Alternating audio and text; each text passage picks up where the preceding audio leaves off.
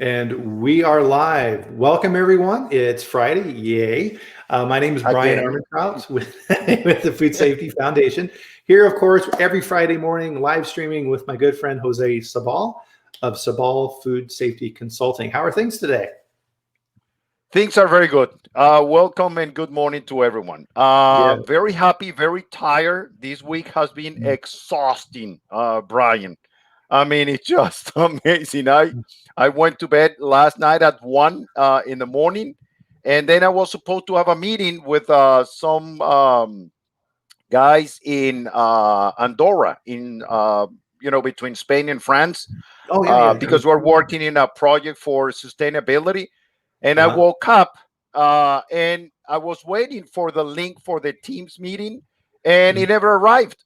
So I wrote them an email. Hey guys, you forgot, the Oh, thing. no. But Oh, well, it is what it is. So then I just went to have some breakfast, and that's it. We're here. We're going to have fun.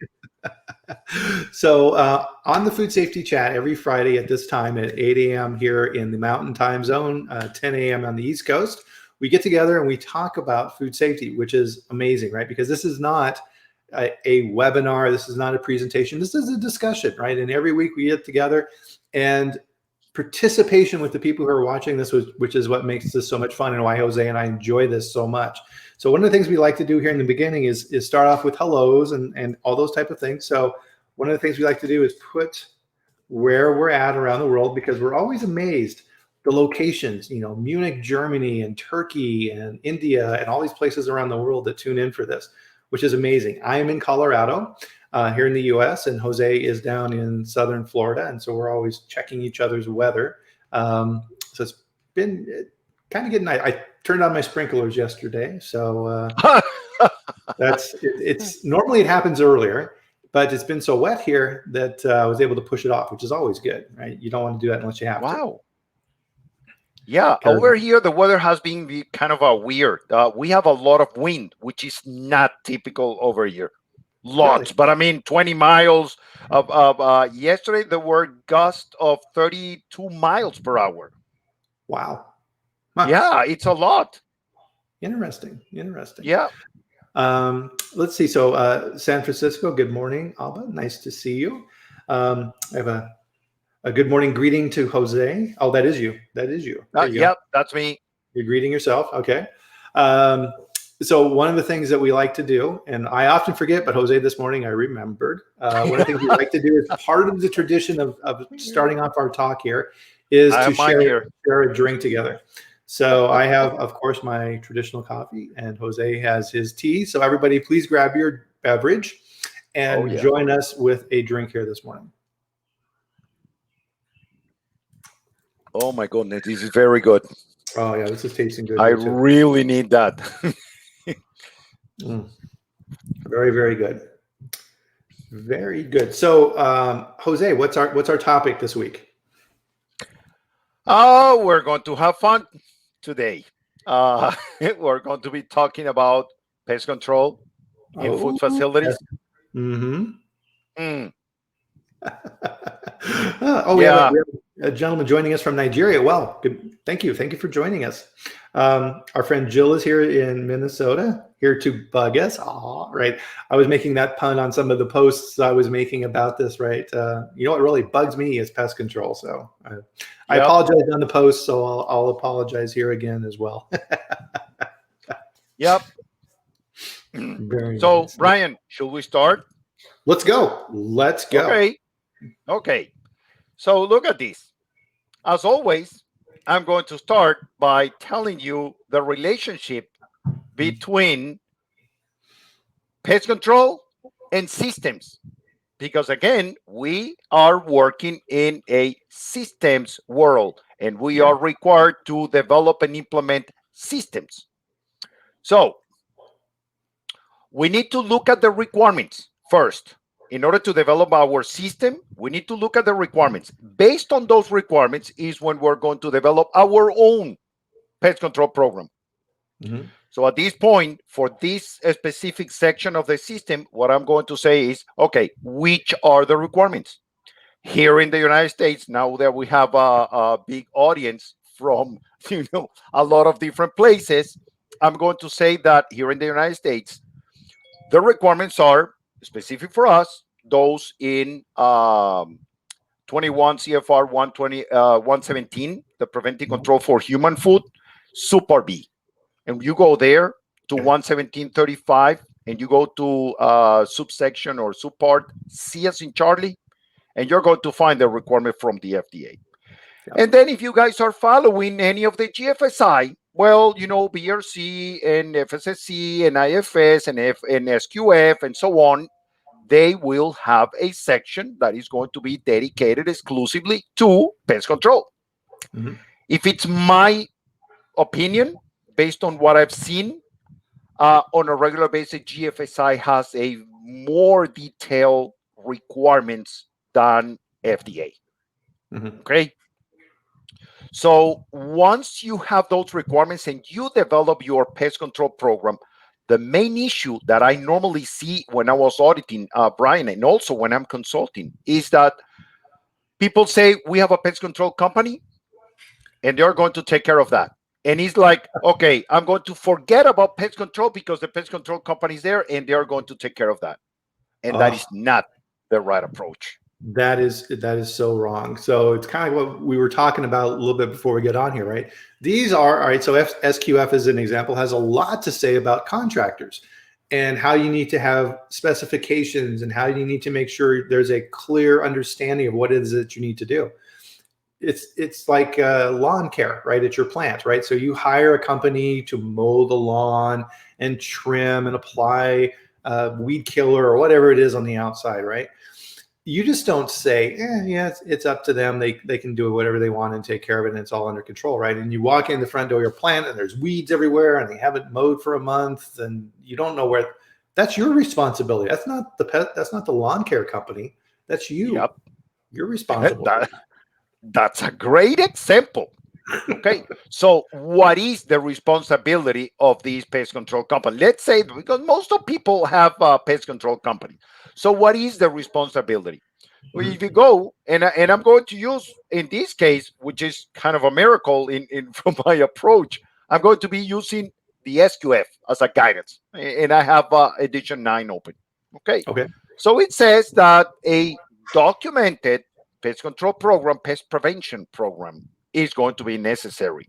And they, describe all the different things. Oh, you need to have a map with the location of the devices, and you need to have the visits. The visits must be scheduled. You also are supposed to be checking for the actual visits being performed, and when pest control was identified, and trends of pest control, and lots of things.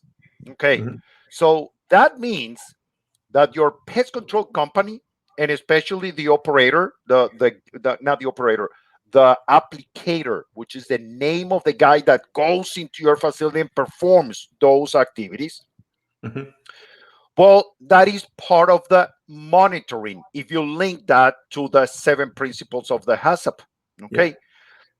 And it is the responsibility of the pest control company to train that individual, or make sure that that individual is trained and knowledgeable on whatever he or she is going to do.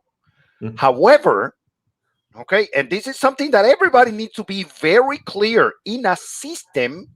The ones that are responsible for the effective implementation of that program is the company, not the pest control. So it is the responsibility of someone within the company to make sure that the pest control operations are being performed exactly as written. That's a good point. And the management of this is super important, right? So something I don't care about is I don't care about the pest company. I don't care what company they are. The name of the company is irrelevant. If they're performing the services that you need, the important piece, Jose, is the person who is actually doing it, right? If you have a mediocre pest control company, but you have an excellent, standout, fantastic pest control operator who's coming to your facility, you're going to have great access and great service within there, right? You're going to have good feedback. You know what they're doing versus, did the pest control guy come this week? Well, I don't know, right? There's a report on somebody's desk somewhere, right? And you never see the guy. Man, man, you're throwing money away when you do that. Yeah. Yep. And what's interesting, right, on the FDA side is, and I'm going to share my screen here, and I'm going to get fancy here, Jose. Let's see if this works. Okay. So I did an analysis recently of FDA 483s, and this is data from 2020. This is a graph. Oop, there it is. This is a graph, and I apologize. I know it's hard to read, but I'll explain what's going on here. This is a graph of the observation citations for 2020 from FDA. Now, keep in mind, FDA's 2020 is not calendar, right? It's not January through December. They're off a quarter, right? So their year ends in September 2020. So this goes back like that. So if you try and analyze the data yourself, it may be different than this if you look at the calendar year. So as I often harp on big time, right? Far and away, the number one thing that FDA is writing people up for, foreign supplier verification. That's that big guy there on the left, the 514. Next up is improper hazard analysis, 104, right? So you didn't do a good job in your food safety plan. Next up, Jose, 98 483 citations for pest control. 98, right? So that's right up there with all these other things. It's something that you should never get written up for. And when I looked at this data and said, okay, this is very interesting. What is it that FDA was actually saying for these pest control violations? And more than half were observational. Right? So when FDA is out in the plant and they're looking around and they see evidence of rodent activity, or there's birds in your warehouse or something like this, right? So FDA then looks at that and says, well, obviously your pest control program's not working. Here's your 483. Yep. Very good point. So now look at these, Bryan. Keeping on that path that I had linking systems to the pest control, okay? It is the responsibility of the company to, number one, verify the effectiveness of the pest control operations performed by this company, by this contractor. It's not their responsibility to verify their own job. It is the responsibility of the company to verify the job of the contractor. Right. Okay. So what that means? Well, let's go now back to the regulations. When we go to the preventive control for human food, it says that whenever you have a preventive control, which, pest control is not a preventive control, but I don't care at this point. You know what? Let's take this by the intent that is written there. Okay. What is the intent?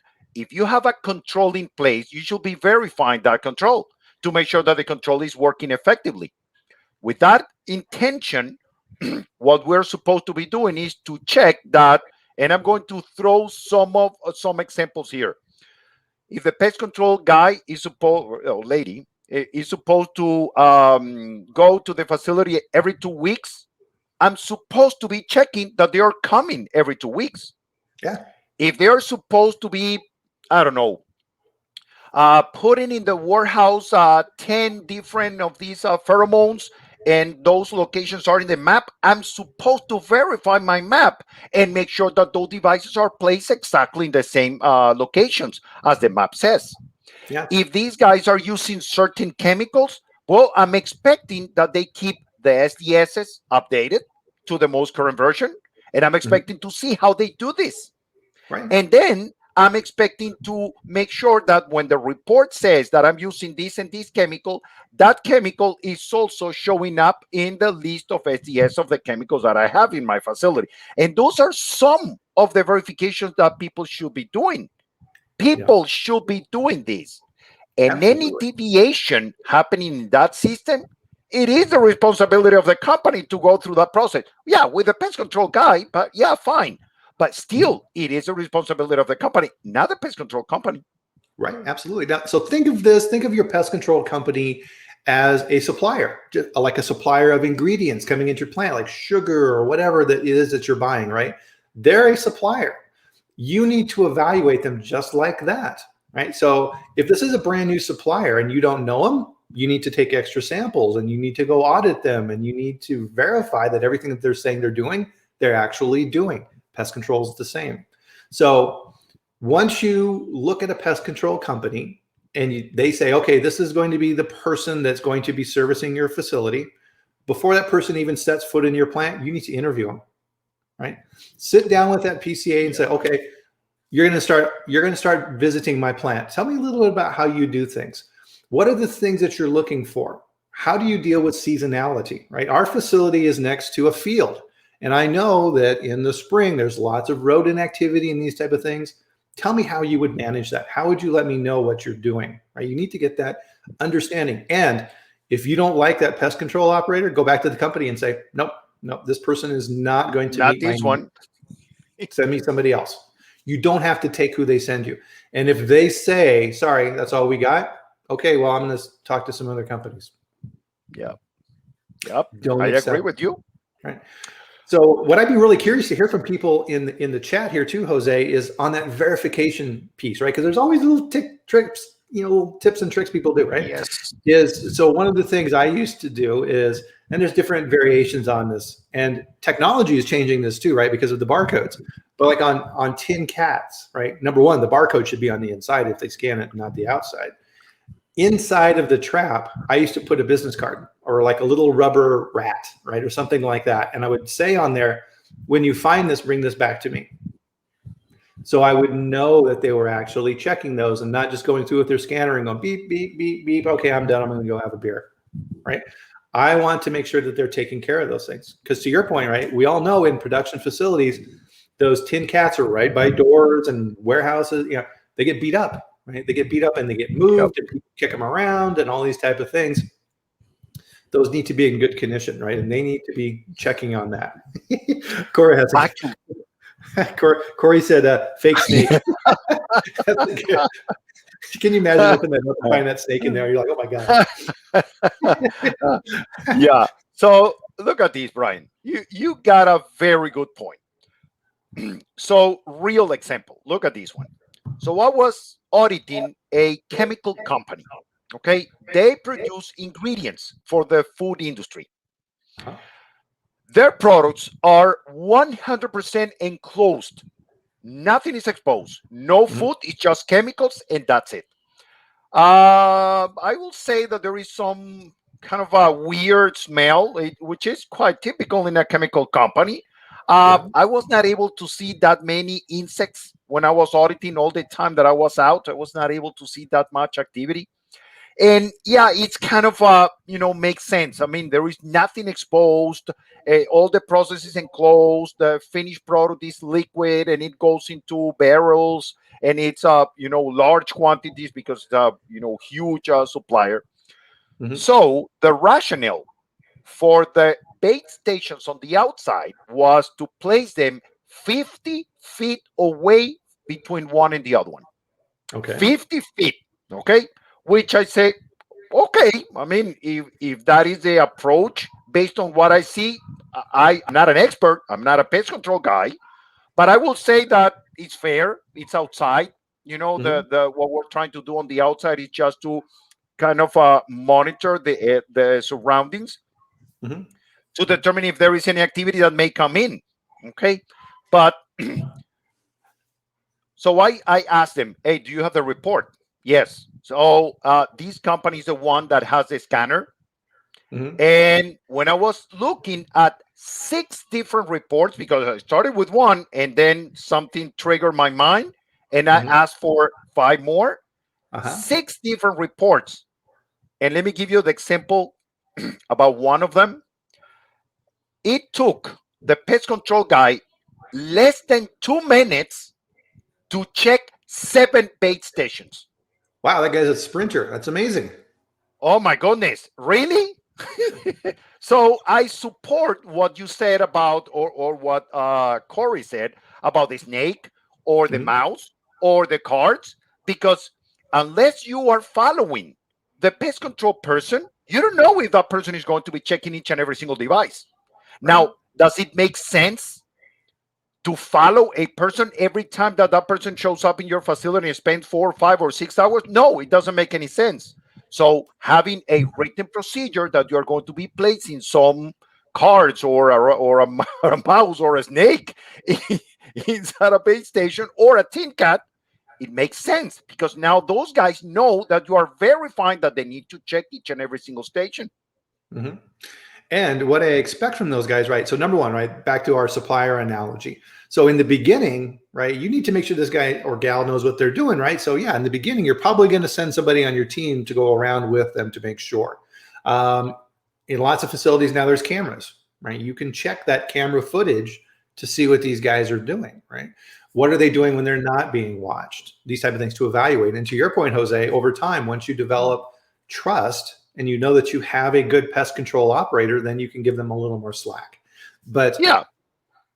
I mean, what I want to see now too, and this is something that I push pest control companies on, is this is 2021. I don't want the old-fashioned book with the written reports, and I want data that I can analyze. I want trends, I want graphs, I want information that I can use to modify and track things, right? Because as we talked about earlier, seasonality, right? Different pests have different activity at different points in the year.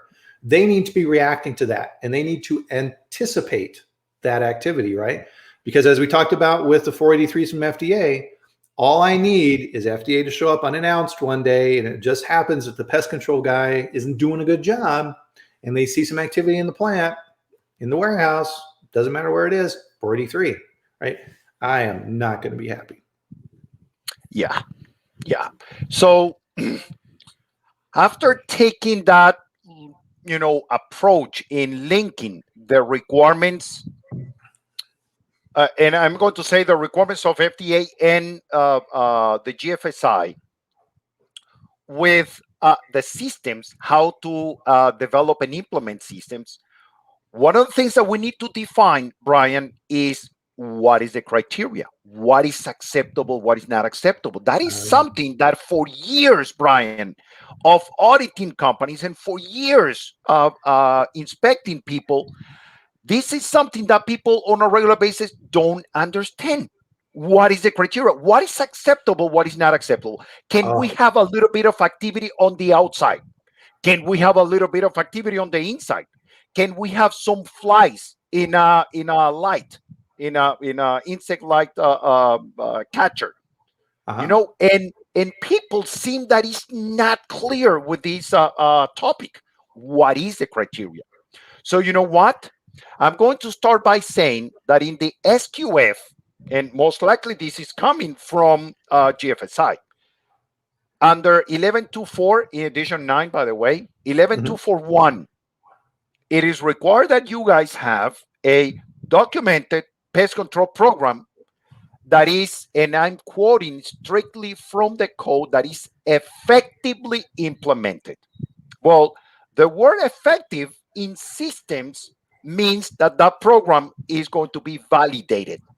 And when you're talking about validation, you're going to say, well, validation against what?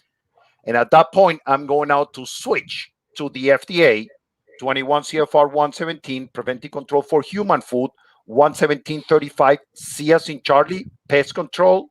And over there, the first sentence of the regulation says, pests must not be allowed in any area of the food plant. So in numbers, Bryan, the criteria is 0. So is there a limit? Is there some criteria to define if your program is working or not? Oh, yes. And it's defined by the FDA. Interesting. Right now, I mean, FDA is going to use common sense too, right? So let's say that you have an insect light, and you have a glue board in that insect light, and it's catching the insects, right? It's doing its job, right? FDA is going to look in there and see that and go, okay, right? Now, if those bugs are all flying around the plants, different story, right? To your point. Well, Bryan, look at this. So the point is here. Are you going to put an insect light on the outside of the facility? No. Where do you put the insect lights? Oh, there is a very specific way to use those lights. Yeah. Okay. They should be a certain height, and they should be in certain locations. What is the location? Whenever you have an opening where insects may fly in, you want to catch their attention and catch them at the entrance of the facility. If you have an insect light located in that position, you are fine. That's okay. Are you having insects inside your facility? Yes, you are. but in the right place for the right reason. Now, if you have an insect light that is located in the processing area and the bulbs are attracting insects to that area, well, that is not right because you are not helping with the program. Right. Yeah, I see that a lot too, right? People will set up lights where they're essentially bringing insects into their plant because the insects are flying around outside and there's an open door, let's say the receiving bay. And they're like, ooh, that's kind of interesting, right? And now they're flying in your plant. I mean, this is where the money that you're paying the pest control company, right? Good money. Pest control companies are not cheap. Oh, yeah. They need to put those traps in the proper spot. And it may not be just where the outlet happens to be where they can plug it in, right? The PCO, and this is part of that interview process, right, is let's tour the plant. And ask them, are these lights in the right spot? Right? Are they at the right height? To your point, Jose, right? Insects fly at a set level, right? And you're going to get most of them at that level. And to your point then, how can you analyze that? Because when you look at those glue boards that they have in those insect lights, there's grids. They're all gridded, centimeter by centimeter, this type of thing. You can use that information for trend analysis, right? Just don't look at it and say, oh, that one's full. We need to change that one. No, use that data, right? What people don't realize too is those insect lights, just because those bulbs are on, it doesn't mean they're working. Those bulbs are UV bulbs and they have a life. That's UV light that we can't see loses effectiveness, right? So those bulbs need to be changed at least every year. Right? Yep. So how's the pest control company doing that? And now we're into the glass program, right? Are they coated? What are they made of, right? Are you bringing a risk in that you may not know about? How do the PCOs deal with that? Ask them. And actually, you know what, Brian? I'm going to add something to what you are saying. Oh, you have a glue board inside? Okay, great. What is an acceptable amount of insects before changing the glue board? What is the criteria? Exactly. Is it just because this is when you happen to come in? Yep. That's not a good way, right? Right. So part of this too, right, is all in the past, a lot of those were insecticutors, right? They would zap the bugs and blow them up, right? Now you have bug parts flying everywhere. Right? So make sure that they're using the boards and not the old-fashioned style where they're zapping them. You don't want that. And I was checking the SQF right now, the code, and it starts by saying effectively implemented. So that means that we need to find what is the criteria. That thing about FDA saying 0, defining what is okay in the glue board, what is an acceptable activity on the outside, trending those activities to determine what is a typical pest. Eventually, Brian, the pest control companies are supposed to know which are the bugs that you may have depending on the location where you are in the United States and depending on the season and all of those things. So is it possible that, for example, inspections of the outside bait stations are going to stop once you have 1 or 2 or 3 feet of snow? Yeah, it is very likely that that is going to happen. Okay. Now, when you are going to start checking, and eventually during, I don't know, spring or summer, instead of checking every month, you're going to be checking every week because it's the time of the year where you have more activity. And that is exactly what you mentioned about trending. And the responsibility for trending is not for the pest control company. They're getting the data. It is up to us to read and understand those trends. Yes, absolutely. And part of that too is, where's your plant located? If you're in a suburb, your pest control program is going to be different if you're in a rural location. You're going to have more activity with controlling your pests if you're out by farms and these type of things. I used to have a plant that was by a rail line, and when those trains would go by, it would disturb all the pests, right? And they would come running to my plant. Here's a little interesting subnote that you need to think about too when you're talking with the pest control is other type of specialized programs that you need to be worried about. Organic, right? There's lots of rules around how pesticides and these type of things are managed under your organic system plan. Now, part of that is scoping that. And we used to go through this with our organic auditors quite a bit, is your organic system plan should be your plant, right? Everything inside is your plan. Outside is out of scope, right? So you can, if you design your program properly, have bait stations and these type of things with pesticides that are controlled, just like we're talking about, outside of your organic control area, right? And a lot of times organic auditors have a hard time understanding that. So you need to work through that. And this is something else, if you're an organically certified facility, that you need to talk with your pest control company so that they understand that they need to have experience dealing with organic plants. Yep. And you brought something to my attention, and I'm looking right now at the regulation of preventive control for human food. And the FDA says, and remember that these are GMPs. So under FDA requirements, you are not required to have documentation for this. It will be great if you document these programs in order to achieve consistency, but it is not required. It's not a required document. However, the FDA says, is written in the regulation, effective measures must be taken to exclude pests from manufacturing, processing, packing, and holding areas. Because that, Bryan, is another thing that people think that is not applicable. I do have a warehouse and a distribution center, so that is not applicable to me. Really? Yes, it is. Oh, yeah. That's a perfect segue, Jose. Is so there are some pests, you're controlling in your program, and then you have these other ones which, oh my God, they're such nightmares. Birds. Oh, birds. Oh yeah. Right. That's why you need to keep your plant shut, right? So trucks are being loaded, dock doors are open, and in flies a bird, right? I'd be really curious, how do you deal with that, right? That's a really, really hard thing, right? Because if FDA walks in, that's a pest in your facility, 483. Bryan, do you remember Peanut Corporation of America? Yes. Yeah, one of the things that was in that report when they performed the investigation is that they found birds inside the processing areas. Wow.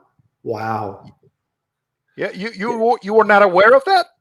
No, I didn't know that, but it makes sense, right? Oh, yes. Salmonella. Yeah. Birds. Yep. I didn't know that. And I remember one time performing an audit in one of these places in Midwest. We were it was kind of an industrial complex, but we were, at that point, I was auditing the inside.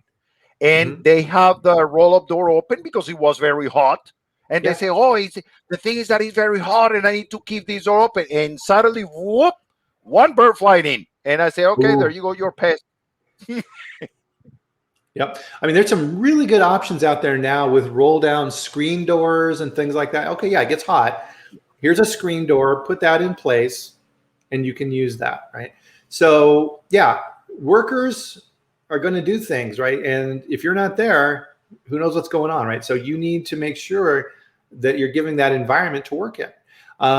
Because yeah, a bird gets in your plant, that is a nightmare, right? Good luck. And a lot of times you have to hire, because you'll call the pest control company and you're like, hey, there's a bird got in my warehouse.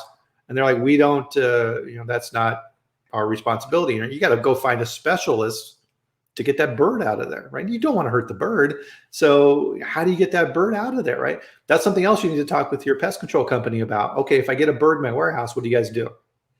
Because if they say we don't deal with that. Bryan, and this is also from experience. Do you know that, oh my goodness, I don't know if some or most of the birds are protected species? Yeah. And you cannot kill them. No. So you need to humanely, take the bird out of the facility. Oh my goodness. Yeah, and if you've got a little sparrow that's flitting around up in your I-beams and in your right? Because this happens during business hours, right? And the pest control company isn't there, right? They're never there when it happens. And you got to think about how you're going to deal with that. I'd be curious. So people watching the show here, how do you deal with birds? I'd be curious to see how other people deal with it. Right? You got to be pretty creative when it comes to birds. That's a good question. Yeah. We'll I check worked for a here. company, speaking of protected, right? So we had a facility and we had a large drainage pond for the city that was located on our property for rainwater and these type of things. And it would fill up. And guess who would then go there? Geese. Oh yeah, Geese, geese, geese, and geese, dogs. geese. Oh, geese. Oh my God. And then of course, then the geese are tromping all over our property, making their nice little geese messes. And we're like, oh, how do we get rid of these geese? And the local officials are like, you can't touch them. You can't hurt those Yep. geese. We hired a specialty company with trained dogs. And they would come Oh and my. they would then, because we were walking around, hey, geese, go away, right? They're like, we don't care about you, right? Geese are like, Yep. whatever. And they would bring their dogs, and they were like, it was like what are those border collies? They were border collies. And Uh-huh. the second that truck pulled up and they opened the back and they brought those dogs out on their leashes, every one of those geese went, oh. They were like, oh crap. And Yeah, then that's effective. they would take them off that leash, and these dogs were so trained, like voice command. They would never get to the geese, right? Oh my God, they wanted to get to the geese, but they wouldn't get No, there. of course. And whoosh, those geese were out of there. And then next week, not as many would come back, right? And then they would come back. And so after a while, the geese figured out, okay, this isn't a good place for us. We'll go find somewhere else. And that worked really, really well. So And let me give you another example about birds, yes, Bryan, and sorry to interrupt you. no. So I was auditing these facilities, a warehouse, and it's basically a warehouse, a cold storage, inside a port. They were Mm. receiving fruit from a boat, in a ship, in a vessel, or whatever, huge boats. So that day that I was there, I was observing unloading operations, and it was raining, and it was. But guess what? They are unloading fruit. What do you have in an open port when you have fruit exposed to the air? Lots of birds, seagulls, and whatever, any kind of bird trying to reach the fruit. Okay, so these guys were unloading, and all of these birds, flying Just dry around. bombing. Oh my God. And Oh, then you have these forklifts trying to bring the food inside the warehouse. But yeah, there is always a little bit of fruit that it falls naturally from yeah. the containers, and the birds are there. Now, later in the day, when I was observing the loading operations, I was able to see that the roof of the warehouse is like this, and then Okay. the trucks are loading here, Mm. and there is no gutter to collect the water. And guess what? They don't Oh, have the paths to connect the truck with the building. And when the forklift was actually getting into the trucks and going out loading, there was, I mean, huge amount of water raining on top of the fruit that is being loaded. oh, And you know what is that? That is number two from the birds on the roof coming that down. now is falling into the Mm. fruit. Oh. Yeah, I'm, I'm disgusting. I'm glad I already ate my breakfast. Wow. Oh, right. You need to understand these things, right? So Yep. if this fruit is part of your supply chain, you need to go looking at this stuff, right? And there's nothing better than seeing these things with your own eyes of how these things are controlled, right? Because of course, if you're showing up for an announced visit and these type of things, they're going to be on their best behavior. Are they going to be unloading fruit during that time? No. Maybe not. Jose's coming, right? Jose's coming. Shut everything down. We'll wait for him to leave, and then we'll start up again, right? You need to think about these things. Oh my goodness, Well, I birds. remember one time, now that you mentioned this, is a little bit, potentially a little bit off topic, but to your point, I went to this facility for 2.5 or 3.5 days, something like that. And Uh-huh. my agenda is on a regular basis. It was not doing third-party audits anymore. But the agenda on a regular basis is check documentations and they go out, and check documentations and go out, check documentations to go out, and so on. Mhm. So I went out the first day, and based on the paperwork, they're supposed to have about 300 employees. And when I went out, if I count 20 or 25 or 30, it was a lot. Hmm. So I said, okay, I mean, it's the first day, so I might be checking, just general conditions of the floors and the equipment and the ceilings and so on. But the Mhm. second day, when I went out and nobody was there, I said something is wrong here. So I told the guy, I said, if I don't talk to people and I need to see about 300, okay, because you're just one shift, 300, I'm going to call the certification body and stop the audit right away. Ah. This guy grabbed the radio and say, okay, you can all come, you can all come out and start working, blah, blah, blah. And suddenly, Bryan, oh, Yep. yeah, they People were put on. scared because all of those guys were uh, those that you temps, that they might not be properly trained and so on. And actually, that's one of the things that I found. They were not Mm, properly trained. So that was there you the go. concern. Right. Interesting. So here's a thought that came to me. A good way to think of your pest control program is like your environmental monitoring program, right? You have zones in your environmental monitoring program, right? Zone 1, 2, 3, 4, moving out to the dirtiest zones.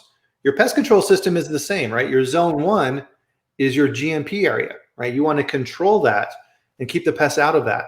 As you go farther out, things get dirtier and dirtier from a pest standpoint, right? Zone 4, you could think of as outside your plant, right?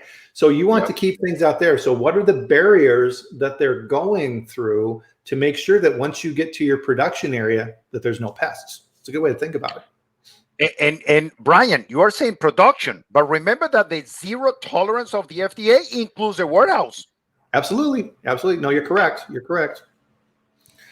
Maybe, I mean, yeah, you need to look at that, but maybe that's a zone 2. I don't know. But right. I mean, just as important. I don't know. Something to think about. Depends on how we define those zones, Bryan, at the end, because we're the ones using that approach. I believe that approach is great. It's a great idea, but we are going there and we're going to define the zones. And maybe we don't have 4 zones. Maybe we have 2. Maybe we have 3. It's up to Right. us to design that and whatever is the criteria for each of those zones. Mm-hmm. Well, I think it kind of brings it back around full circle, Jose, right? This is your program, right? This is not the pest control company, right? They're providing a service for you and doing what you're paying them to do. And you need to, as the customer, specify the terms and what you expect, right? It's no different than a manager relationship with an employee on their team, right? Here's your objectives, here's your goals, here's your training, here's how I'm going to be evaluating you, and here's how these things work. Right. And if you go off track, here's how we're going to talk about it. And here's how I'm going to get you to do things correctly and all those type of things. Right. It's the same type of thing. There should never be, right? We were talking about this before this call. There should never, right? You should never have a deviation or, God forbid, a 483 for pest control. I mean, that should be something that is locked down all the time. There's no reason for that. Right. And when you think about it, right, it's again, I mean, Jose, it's amazing for me how many things we try and get really fancy in what we do sometimes, but really everything comes back down to the 4 basics, right? It's plan, do, check, act. Right? Yes. Yeah, systems, Bryan. I mean, systems approach to fix that issue. And those that are thinking that because the FDA do not require documentation for the GNPs, that is wrong. Okay, because if you go through the GNPs, and this is something that I did with the copy that I have, if you go through the GNPs and look at how many times the FDA has been asking for effectiveness. What is effectiveness? Oh, that is principle number 3. You need to define what is the criteria that will make your program successful, and then make sure that you achieve that status. Right. Yeah. Pulling out a book and putting it in front of an investigator and an auditor is not sufficient, right? You need to be able, as I say, you need to be able to tell your story, right? You need to sit down and explain to that person and say, yep, here's our program. Here's how we control it. Here's how we manage our pest control. Here's how we go back and look at trends. Here's how I analyze the data. When I see things I don't like or things that move in a direction that aren't correct, here's my corrective action systems that I use for that. Would you like to see some of this process and how this all works, right? What auditor, if you're sitting in a plant, Jose, doing an audit and they start the conversation with you around pest control, you're going to be a happy guy, right? Oh, yeah. You're like, thank you, right? Let's go through that, please, right? It's always plan, do, check, act. Actually, Bryan, look at this one. So if I go to make an analogy again between systems and the use of the HACCP approach, the HACCP technique for this, and you have your HACCP plan form, preventive control form. First step, the first column, the step of your process. Well, yeah, it could be a step of the process, but remember that could be an area. We now have sanitation preventive control. You might be cleaning an area in not necessarily one step of the process. That is, I'm going to say, a deviation, a departure from the traditional HACCP approach to the preventive controls approach. That is why it is so great. Now, look at this. I'm going to use the same template for a GNP, and in this case, for pest control. So the first column, instead of looking for a step of the process, I'm going to call pest control program. The second column is the hazards. Which are the hazards? Well, the hazard could be flies. The hazard could be rodents. The hazard could be deers, geese, birds flying into the facility. Yeah. Watch out. Hazard could be your own pets. You cannot bring a dog or a cat to the facility. Right. Okay. So if you have rodents, how do you control rodents? Oh, because we have the bait stations on the outside and the tin cats inside. Okay. How do you control the flies? Oh, for the fly, we have the pheromones. Do you see that depending on the hazard, you have different controls, and you need to define what is going to be acceptable and not for each of the different type of pests that you are going to identify that is typical in the area where you have the facility. Nice. Nice. I love it. Perfect. Perfect example. Very good. 45 minutes again. Jose, where does the time go? Every week. It is just whoosh. I don't know. Yeah. Craziness. Well, So, Bryan, hold on. Today yes. is May 21, May 21st. So we almost at the end of the first 5 months of the year, where they went. Oh, I know. It's crazy. It's crazy. Definitely. So we'll wrap up this edition. And again, everybody, so on LinkedIn, what Jose and I are doing now to help people remember to attend this is we're putting in an event. And so when you see that event, you can go to our pages in LinkedIn and you can sign up for that. And then the system will let you know that we're getting together for this food safety chat. So it's a nice way to manage that within your calendars and everything else, because at least from our viewpoint anyway, right, having this live and doing these interactions, this is why this is so much fun. I mean, everybody had amazing comments. I loved Corey's comment on the snake. If I found that snake in there, I probably would have had a heart attack. And I know my wife, right? My wife hates snakes. So that would have been crazy. But again, everybody, we're back here next Friday, and reach out to us, right? Our emails are here. We're here to help. And if you have a topic you want us to cover on one of these food safety chats, let us know. Send us an email and say, hey, Jose, I would love for you guys to talk about this, right? And we'll take a look at it and put it on the calendar. We love that. Yep. So everybody, on behalf of myself and Jose, thank you again for attending. We enjoy this and appreciate you being here. And we will see everyone next Friday. Bye, guys. Bye-bye. Thanks, everybody.